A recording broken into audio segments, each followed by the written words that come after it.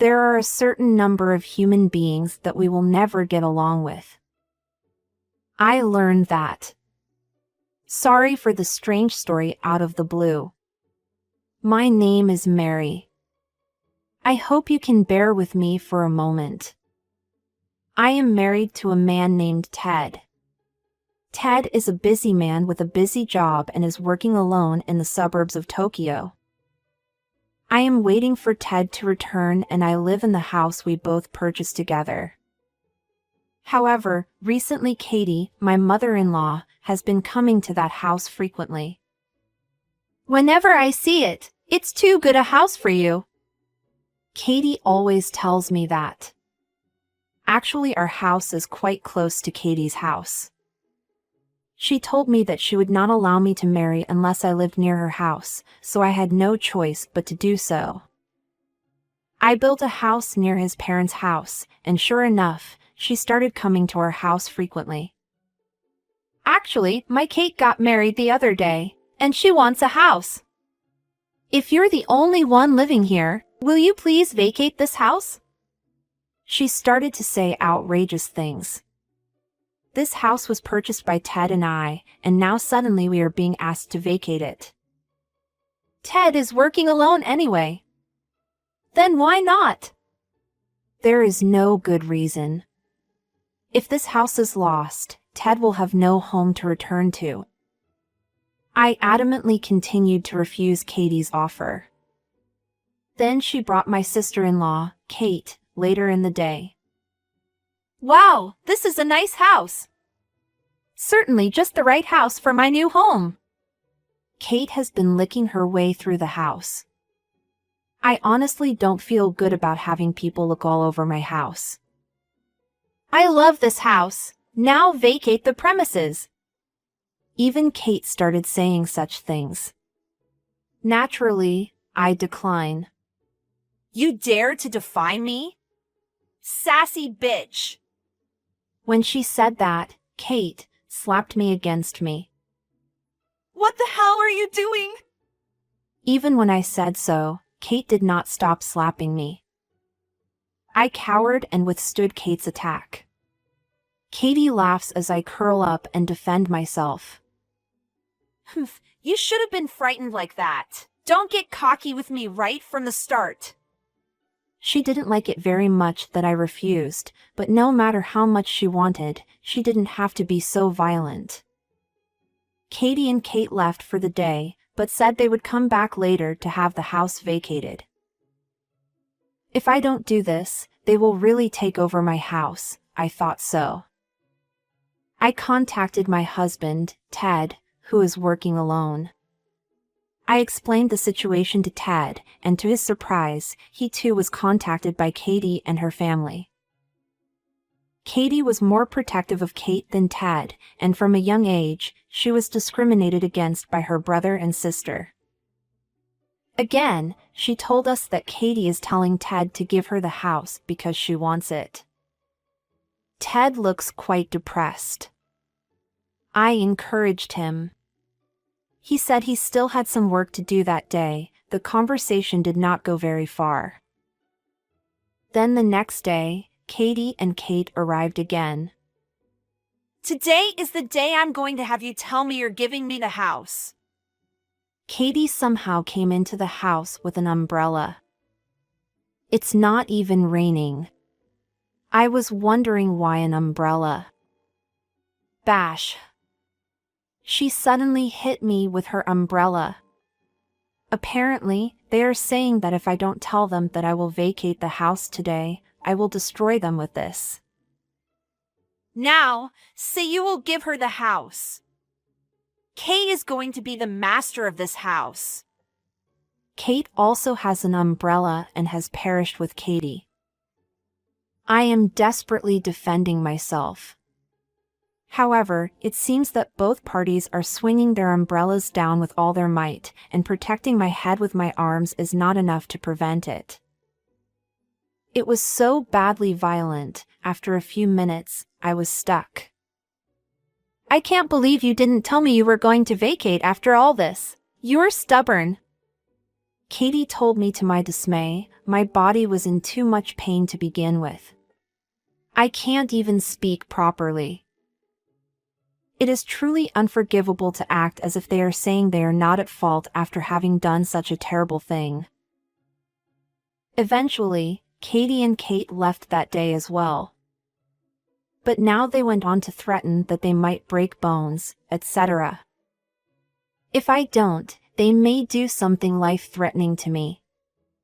I was filled with fear at the thought of it. I immediately called Ted and told him about my day. Ted was concerned about my physical condition and suggested that we think seriously about the future. And afterwards, one strategy was proposed.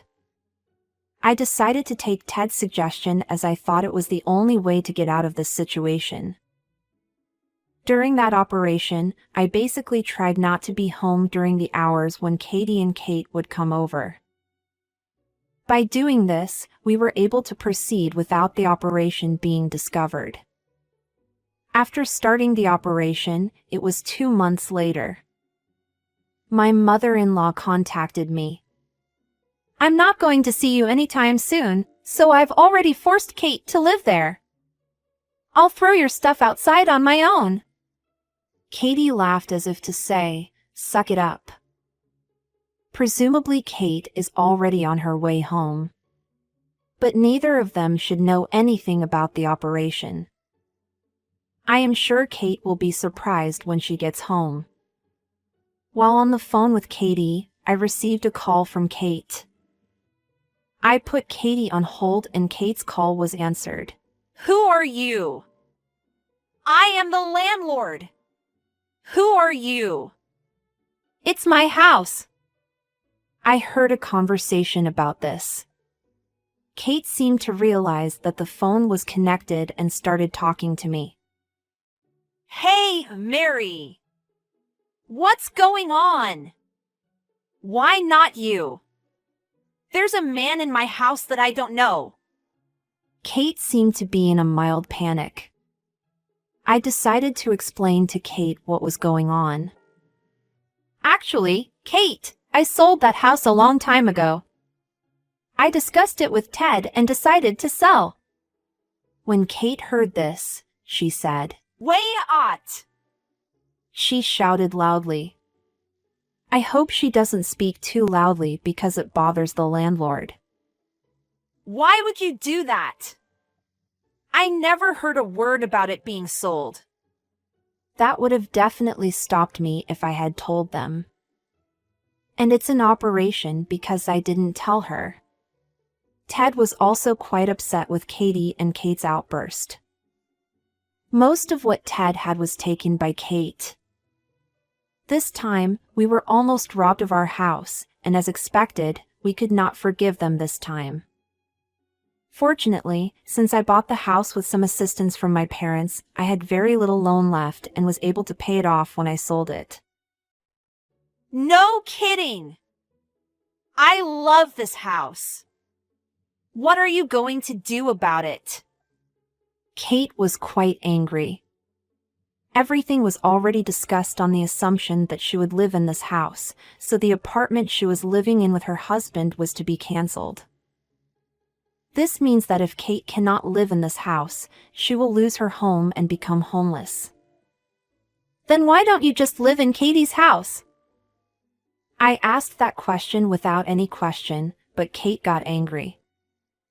My husband said, I definitely don't want to live with her. He even said he'd divorce me rather than live with Katie. Katie seems to be very much disliked if she has been told that much. Well, if she has such a bad character, it may be natural for people to dislike her. Kate has been pestering me endlessly to get that house at any cost. However, the sale has already been made, the residents have already moved in, so I don't want to be reckless. From the phone I could hear Joy, the resident, cursing. Apparently, she even spreads her luggage in front of the entrance, and the residents are quite annoyed. At this point, she may not be able to complain even if the police are called. I'll tell you what. Do something anyway. You're the one who sold the house. Kate didn't want to get angry and tried to get me and the resident to talk on the phone. That is certainly the person I sold my house to, but that doesn't mean I have anything to tell them. I think the least I can do, if I have anything to say, is to say that I am sorry that someone I know is inconveniencing you. At any rate, I declined Kate's offer. Then Kate starts yelling again. So I must tell you that if you shout in front of the house, it will be a nuisance to the residents. It may be useless to say anything more to the silly Kate who doesn't understand no matter how many times I tell her. I hung up the phone with Kate, thinking it was not worth talking about. Then, immediately, a ringtone rings. It appears to be from Katie, who has been put on hold and cut off. I answer the incoming call. What on earth are you doing? Kate is angry. Do something about it. Suddenly, the anger. This person is also a staggeringly altruistic thinker. In the first place, it was just Katie's fault for forcing Kate to live there even though it was our house. Please don't make a fuss as if I did something wrong. I would have wanted to continue living in that house if the two of them hadn't made so much noise and done unnecessary things. Anyway, do something about it. Where are you right now? Come to think of it, I haven't told them yet. I'm at Ted's assignment house right now. What the hell? All of my belongings have already arrived and I have decided to live with Ted at his assignment. Ted is very busy and is frequently transferred, and we thought it might be better if we both transferred together instead of settling in one place. Fortunately or unfortunately, we don't even have children, and we can change where we live with some degree of freedom. However, that did not satisfy Katie. Come back now. I'm preaching to the choir, both of you. You're mocking me. Katie looks quite angry. But it is this way that I want to be angry.